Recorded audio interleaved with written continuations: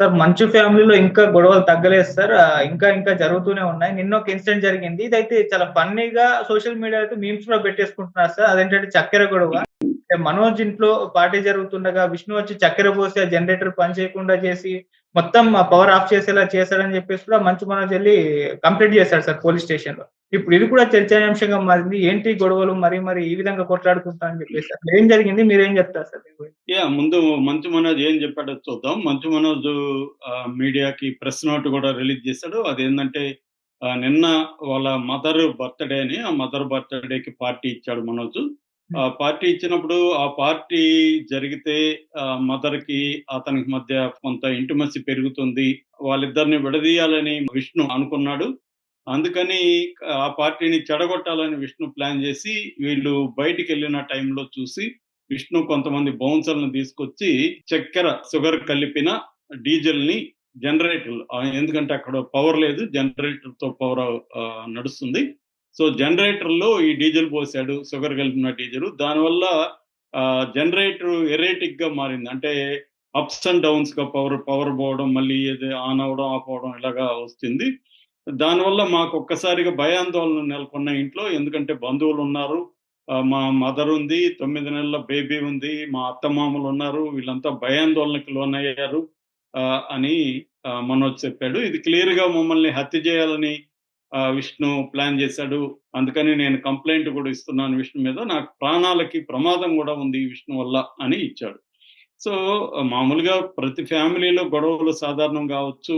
కానీ వీళ్ళ ఫ్యామిలీ ఇది వెబ్ సీరీస్ లాగా వెళ్తుంది. రెండోది క్రైమ్ కామెడీ అంటారు. జాన్రా మన 'రామ్ గోపాల్ వర్మ' తెలుగులో ప్రవేశపెట్టాడు 'మనీ మనీ'. ఈ క్రైమ్ కామెడీ అంటే క్రైమ్ జరుగుతుంది, కామెడీ కూడా వస్తుంది. అలాగా 'మోహన్ బాబు' ఫ్యామిలీ అంతా కూడా ఇప్పుడు క్రైమ్ కామెడీ జాన్రాలకి ఎళ్ళిపోయిందనమాట. అంటే కుటుంబ కథా చిత్రంగా ఉండి క్రైమ్ ఫ్యామిలీ డ్రామా కాస్త క్రైమ్ కామెడీ లాగా అయిపోయింది. అది కూడా బ్లాక్ హ్యూమర్ అంటారు. బ్లాక్ కామెడీ అంటారు. అట్లాంటి ఒక బ్లాక్ కామెడీలకే ఇది వెళ్ళింది. బ్లాక్ కామెడీ అంటే జనాలకంతా కామెడీ గాని, వాళ్ళకది ఇబ్బందిగానే ఉండొచ్చు. మనకు కామెడీ అనిపిస్తది. చక్కెర కలపడం ఏంటి? డీజిల్‌లో చిన్నపిల్లల ఆటలాగా ఉంది. ఇది సిల్లీగా ఉంది.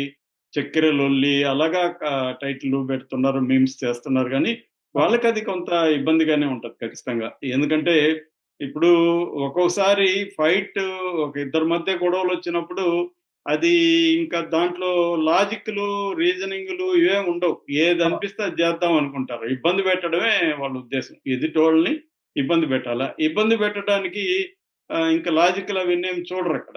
ఇది చేయొచ్చా? ఇది చేయకూడదా? అనేదేమి ఉండదింక అక్కడ.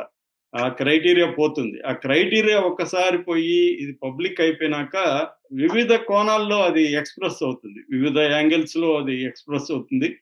సో, వీళ్ళు నిజానికి దాన్ని పరిష్కరించుకునే వైపుగా చూడాలి గానీ, అది రోజు రోజుకి పెద్దదిగా చేసుకుంటున్నారు. ఇప్పుడేమో విష్ణు గూడా మొన్న ప్రెస్ మీట్ పెట్టి నా మనసుకు దగ్గరైంది జెప్తాను అంటే అందరూ ఏమనుకున్నారంటే, విష్ణు ఏదో పెద్దవాడు గదా! కుటుంబ పెద్ద గాబట్టి 'మోహన్ బాబు' తర్వాత దీన్నేదో సాల్వ్ జేయడానికి ఏదో ప్లాన్ జేస్తున్నాడు అనుకున్నారు.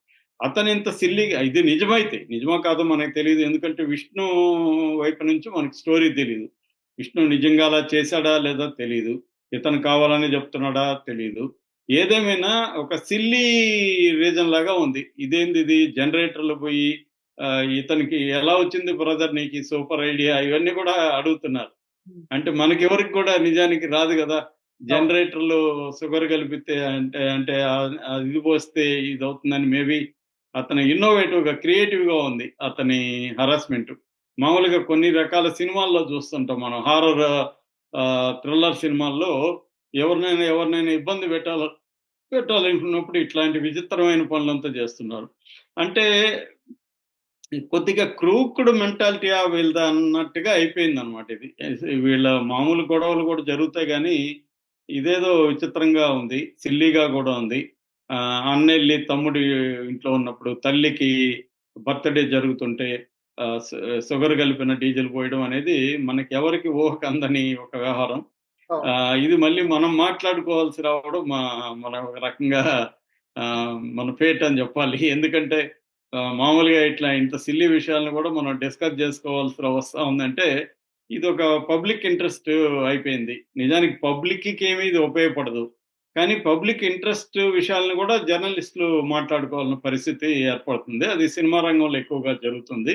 సో, ఓవరాల్‌గా దీని నుంచి మనం ఏమన్నా నేర్చుకోవాలంటే ఖచ్చితంగా నేర్చుకోవాలి. ఏం నేర్చుకోవాలంటే నెగెటివ్ లెసన్స్ అంటారు మామూలుగా. నెగెటివ్ లెసన్స్ గూడా ఉంటాయి. అంటే ఏమి నేర్చుకోకూడదో మనం తెలుసుకోవాలి. అంటే ఒక అన్నదమ్ముల మధ్య గొడవల్ని ఇలాంటివి మనం నేర్చుకోకూడదు అనేది మనం వీళ్ళ నుంచి నేర్చుకోవాలి. అంటే ఇలా జేయగూడదు అన్నదమ్ములు. హ్మ్. గొడవ పడొచ్చు కానీ, దాన్ని ఒకవేళ గొడవుంటే దేనికి గొడవవుతుంది? ఏంటి? కూర్చొని మాట్లాడుకోవడం ఇంపార్టెంట్. ఎప్పుడైనా గూడా చాలా విషయాలు పరిష్కారం ఎప్పుడవుతాయంటే, ఆహ్, అందరూ కూర్చొని ఒక దగ్గర కోపాలు, తాపాలుంటే అప్పుడు ఎక్స్‌ప్రెస్ చేసుకొని, అవసరమైనప్పుడు ఒకరినొకరు కొట్టుకొని గూడా అయిపోతే ఆ లోపల ఉన్నదంతా బయటకొచ్చేస్తే ఫ్రీ అయిపోతారు. సరే ఇప్పుడేం జేద్దాము? అయిపోయింది, అయిపోయింది. నీది తప్పు, నాది తప్పు అని అరుచుకుంటారు. అంతా అయిపోతుంది. అయిపోయినాక ఇప్పుడేం జేద్దాం? అనుకున్నప్పుడు ఎవరో మధ్యవర్తులుండి ఇద్దరికి బుద్ధి చెప్పి, "ఒరేయ్! నువ్వు మూసుకోరా నీది తప్పే, నీది కూడా తప్పురా" అని చెప్పి ఎవరన్నా దండించి, ఇక మీదట ఎలా ఉండాలి? ఒక పరిష్కారాన్ని అనేది చూపిస్తే అవుతది సాల్వ్. కానీ వీళ్ళు అలా చేయట్లేదు.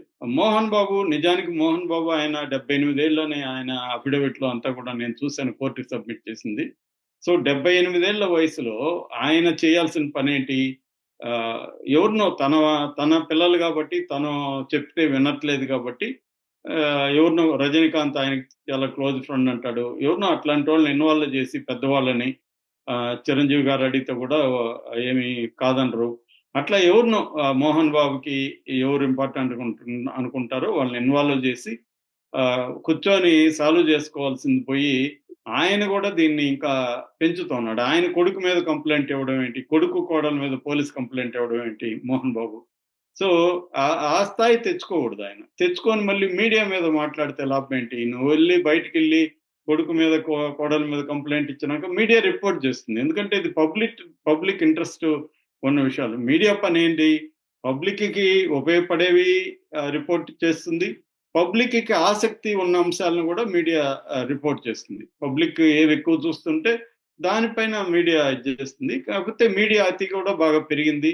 దేనికి ఇంపార్టెన్స్ ఇవ్వాలి, దేనికి ఇంపార్టెన్స్ ఇవ్వకూడదు అనేది విచక్షణ మర్చిపోయి వ్యూసు లేదా టీఆర్‌పీ శాటిలైట్ ఛానెల్స్ అయితే టీఆర్‌పీ, యూట్యూబ్ ఛానెల్స్ అయితే ఆహ్, వ్యూసు, వెబ్‌సైట్‌లయితే ఎన్ని క్లిక్సు పేజ్ క్లిక్ అంటారు. ఎన్ని సార్లు పేజ్ క్లిక్ అయితే వాళ్ళకి దాన్ని బట్టి యాడ్ రెవెన్యూ వస్తది.